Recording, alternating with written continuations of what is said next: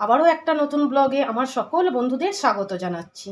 আজকে করব এই যে এত কাঁচা আম দেখছো, এই কাঁচা একদম গাছপাড়া আম দিয়ে করব গুড় আম বা আমের আচার, যেটাই বলো না কেন। চলো আজকে করব। প্রথমে আমগুলোকে ভালো করে ছাড়িয়ে জল দিয়ে ধুয়ে পরিষ্কার করে নিই। তাহলে চলো দেখতে থাকো। দেখুন, আমগুলোকে এইভাবে পরিষ্কার করে একদম ছাড়িয়ে নিয়েছি সুন্দর করে। একটা আধটা আঁটিও হয়ে গেছিলো, কিন্তু তাহলেও বেশ পরিষ্কার করে ছাড়িয়ে নিয়েছি। পুরো আমগুলো দেখুন এখনও বেশ কচি রয়েছে, আর এই রকম ঝড়ে কিছু আম পড়েছে আর কিছু আম গাছ থেকে পেড়ে আনা হয়েছে। তা যাই হোক, আমার তো দারুণ লাগে আমের টক বা আচার, যেটাই বলুন না কেন।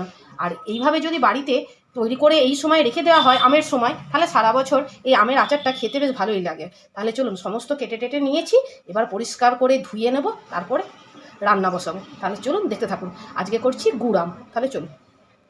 ভালো করে ধুয়ে নিয়েছি, 2-3 বার জল পাল্টে পাল্টে ভালো করে করে ধুয়ে নিয়েছি। এর মধ্যে একটা আম একটুখানি পাকা মতন ছিল, দেখলাম, মানে একটা রঙ আর কি, কাঁচা রোদ্দুরে আর কি পেকে গেছে। তাহলে চলুন এবার শুরু করি। দেখুন, গ্যাস জ্বালিয়ে কড়াই বসিয়ে দিয়েছি, কড়াইটা গরম হয়ে গেছে। এবার দিয়ে দেবো তেল, এরপর দিয়ে দেবো 5 ফোড়ন, আর দিয়ে দেবো শুকনো লঙ্কা। 5 ফোড়ন আর শুকনো লঙ্কাটা একটু নাড়াচাড়া করে নিয়ে যখন দেখবো খুব সুন্দর একটা গন্ধ বের হচ্ছে, তখন আমি আমগুলো দিয়ে দেবো, দিয়ে একটু নাড়াচাড়া করতে হবে। এই পর্যায়ে দিয়ে দেবো লবণ, আর দিয়ে দেবো হলুদ গুঁড়ো।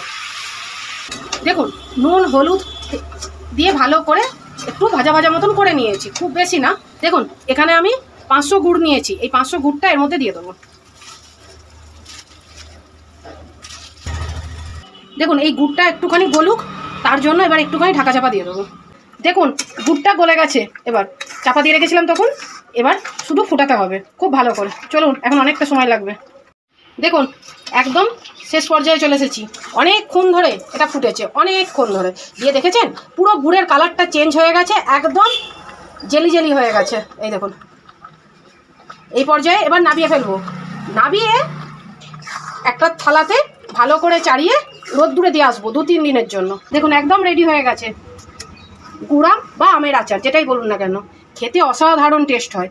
চলুন এবার এটাকে রোদ্দুরে দিয়ে আসি। চলুন, দেখুন, এটা এখন রোদ্দুরে থাকুক। আর এটা দিয়েছি আম তেল করার জন্য, মা দিয়ে গেছে, এটা থাকুক। আর এটা দেখুন রোদ্দুরে এইভাবে এরকম একদম রোদ্দুরে 2 দিন ধরে দিতে হবে। যদি এরকম ভালো রোদ ওঠে তাহলে 2 দিনই যথেষ্ট।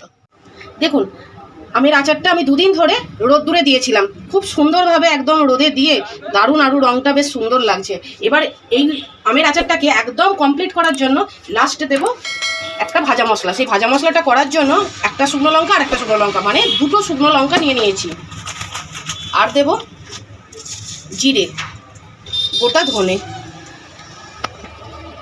এবার আপনারা শুকনো লঙ্কার পরিবর্তে গোলমরিচও ব্যবহার করতে পারেন, কিন্তু আমি শুকনো লঙ্কাটাই দিলাম। আর এবার ঝালও আপনারা যেমন খাবেন তেমন দিতে পারেন। একটু শুকনো কড়াইয়ে একটু নাড়াচাড়া করে দেবো, মানে কটকটে করে দেবো। তারপর মিক্সার গ্রাইন্ডারে একটা পেস্ট করে নেবো।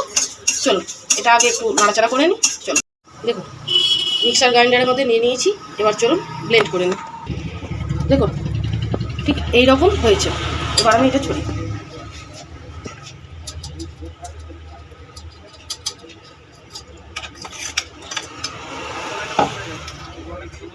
এবার ভালো করে এইভাবে মিশিয়ে নেব, ব্যাস, তাহলেই রেডি।